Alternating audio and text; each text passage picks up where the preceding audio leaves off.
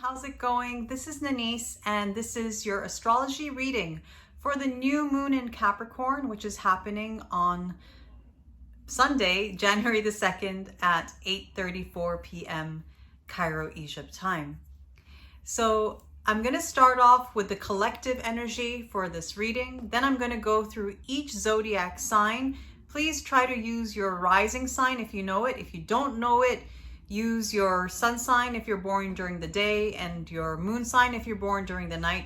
If you don't know what time you're born at all, you can just go with your sun sign. But I really recommend finding out your rising sign and using that to look at the horoscope for this new moon. So this new moon is happening in Capricorn. All new moons are symbolic of a new beginning, a new seed being planted in a particular area of your life. In this new moon in Capricorn, our minds are fixed on future visions and dreams and projects and innovations. We are hopeful about the future this new year. It feels different to 2021 and 2020. There's no more of this feeling of like foreboding and heaviness. We're willing to work with something new, to expand into the future and to dream again. We are collectively reviewing our values, our relationships, our personal relationships towards aesthetics, art, beauty, love. This is because of the ongoing Venus retrograde that is happening right next to this new moon. So this new moon is really taking on these qualities of this Venus retrograde conjunct Pluto. Perhaps there's themes of regeneration, rebirth, birth and death, decay, along with these reevaluations towards our relationships and towards beauty, love, romance, and money as well. How our relationship to money is also being revised during this Venus retrograde, this new moon conjunct this Venus retrograde. This new beginning is based on harmonious energies as well towards out-of-the-box thinking, innovation, new, surprising, perhaps shocking ways of doing things, or surprising and shocking events, but somehow to our benefit.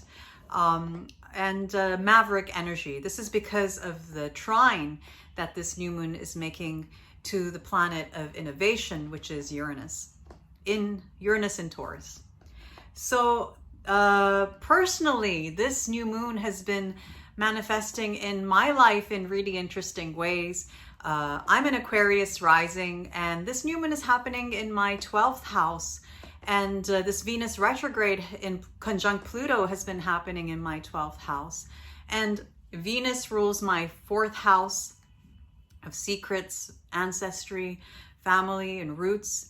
And also my 9th house of religion, mysticism, astrology, and spirituality. So I've been reviewing these topics with this Venus retrograde, and the 12th house is symbolic of secrets and ego loss. So it's really interesting how this showed up in my life with my spiritual teacher has been taking us to the grave of his spiritual teacher.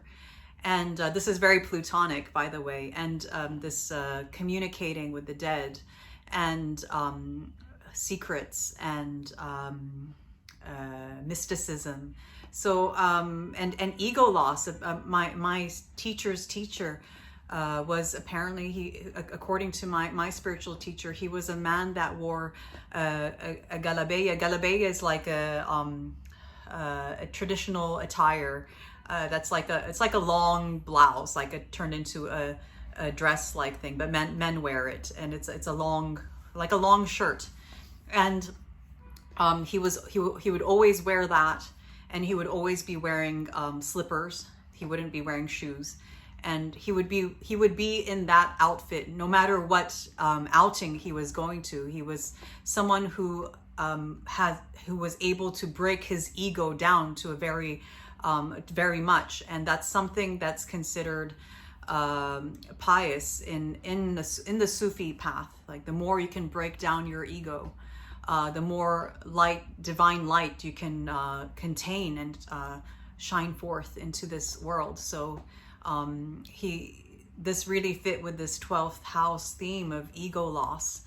And yeah, I just wanted to share with you how this has been manifesting in my life, and how this has inspired me and has caused me to reevaluate my relationship to Venus things, such as the things we value, and how I want to build my life forward based on these inspirations. So we're not quite ready to do that yet.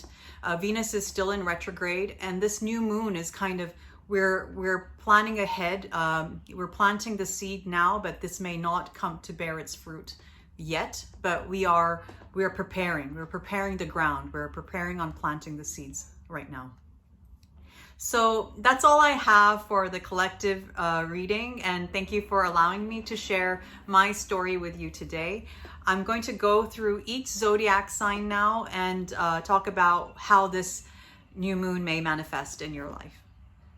So for Aries, this new moon is happening in your 10th house of career, public reputation, what you are known for in the public. So if you don't have a career, it could be that you're caretaker or stay-at-home parent.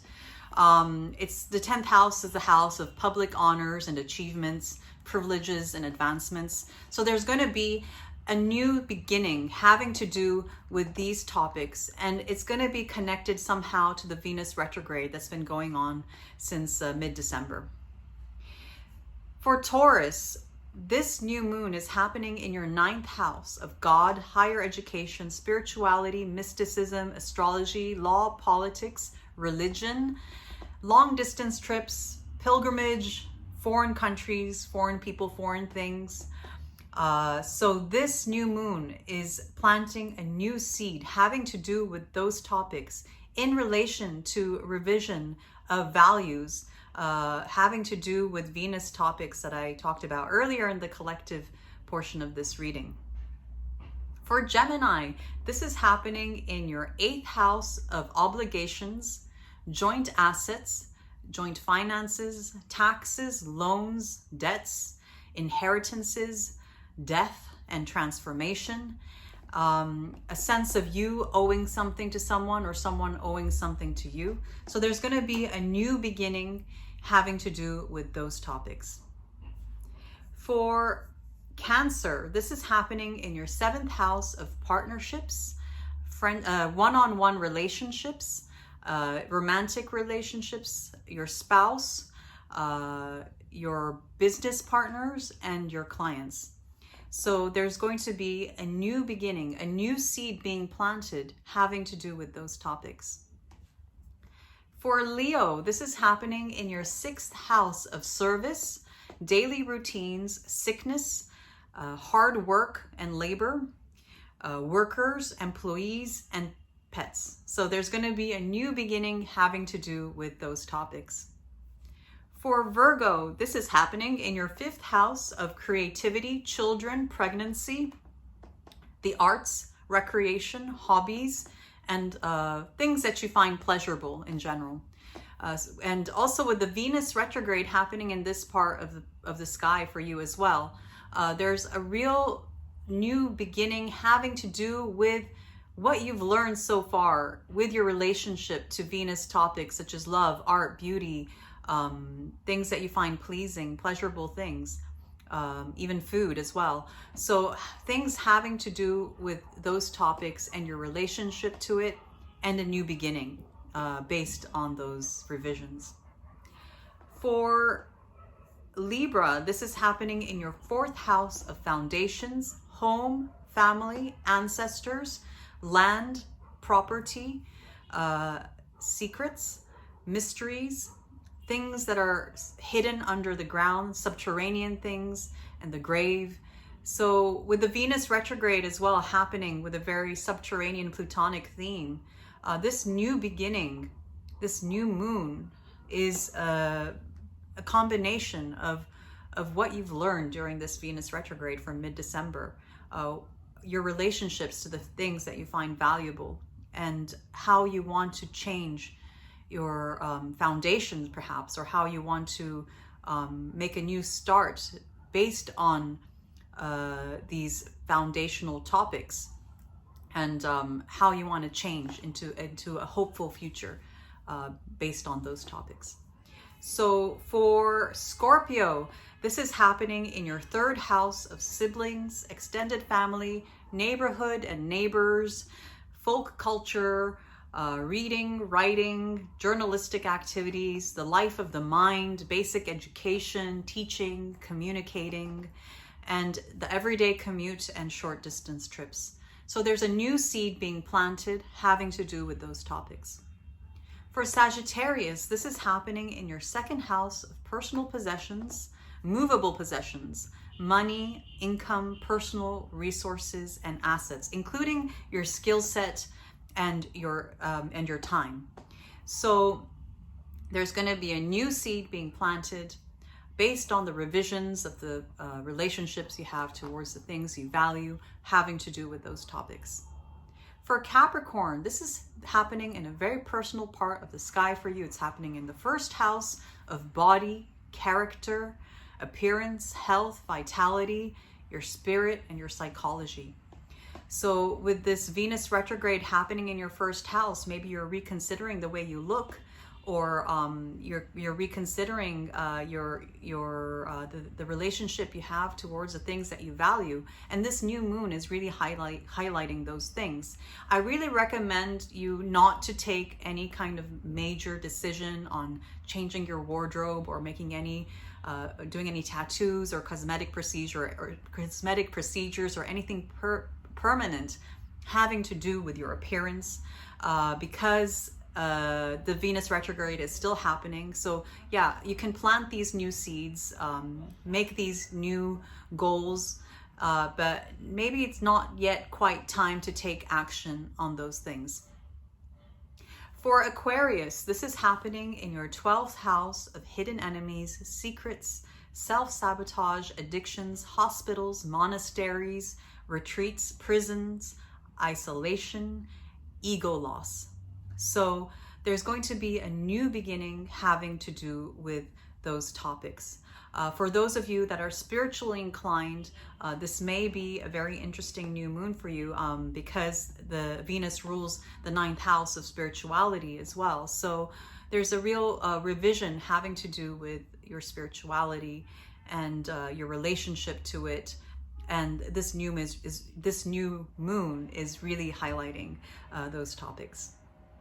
For Pisces, this new moon is happening in your 11th house of aspiration, friends, social groups, allies, benefactors, and your wishes for the future.